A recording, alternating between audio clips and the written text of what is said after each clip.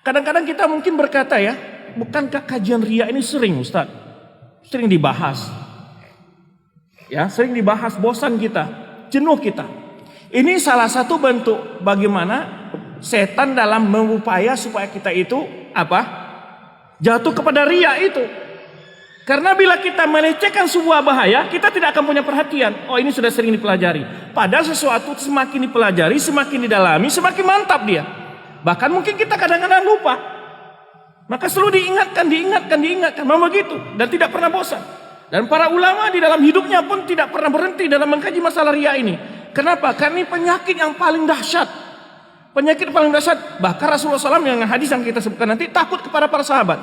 Beliau mengatakan lebih dahsyat daripada fitnah Dajjal. Kok bisa?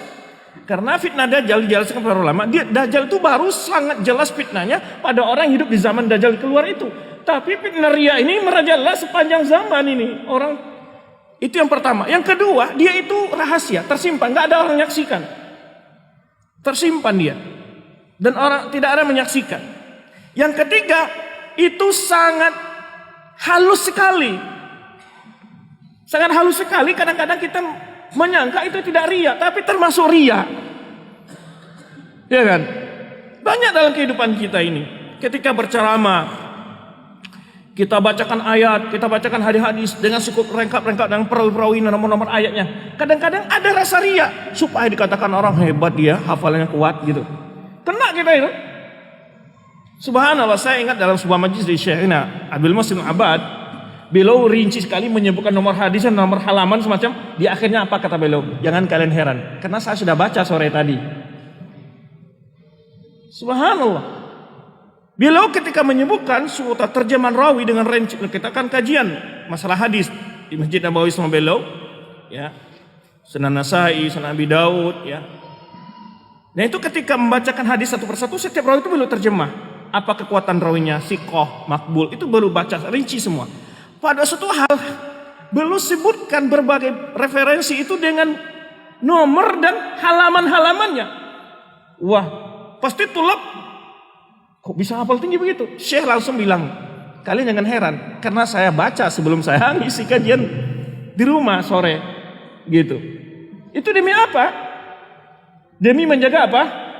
Niat, ujub, riya datang. Maka itu bahaya. Dia sangat halus masalahnya, sangat halus sekali. Kadang-kadang kita pura-pura ingin menasihati orang. Kadang-kadang kita alasan ingin motivasi orang. Kita perlihatkan sumbangan kita. Kadang-kadang Allah alam itu yang tahu Allah gitu loh. Yang lebih tahu dengan diri kita ya kita dan Allah gitu. Maka penyakit riya ini perlu kita selalu memang awas pada diri. Jangankan orang-orang yang kita yang masih jauh lah ketika keimanan dengan sahabat. Sahabat Rasulullah SAW ditakuti oleh Rasulullah SAW. Akhafu alaikum. Kepada sahabat itu beliau berbicara. Sepertinya Abu Bakar, Umar, Utsman, Ali dan para sahabat yang lainnya. Kenapa? Karena halusnya itu. Dia bisa masuk dalam banyak perkara. Bacaan sholat kah? Banyak perkara bisa masuk dia. Seseorang imam pura-pura khusyuk dalam sholat. Macam-macam. Pokoknya dia ya banyak sekali dimasuki oleh dia. Jalan, pakaian, penampilan. Kayak orang zuhud, nggak mau pakaian yang dirapi segala macam. Ada rasa dengan diri supaya dilihat orang kita sebagai orang zuhud. Banyaklah. Jadi begitu berat untuk selamat dari nilai kriya itu memang berat. Jadi jangan anggap enteng gitu loh. Oh saya akan riya lah. Nggak mungkin. Hatta orang berilmu sekalipun, jangankan orang-orang biasa. Orang berilmu itu lebih berat juga. Saya contohkan tadi ketika berceramah kita apa, ya.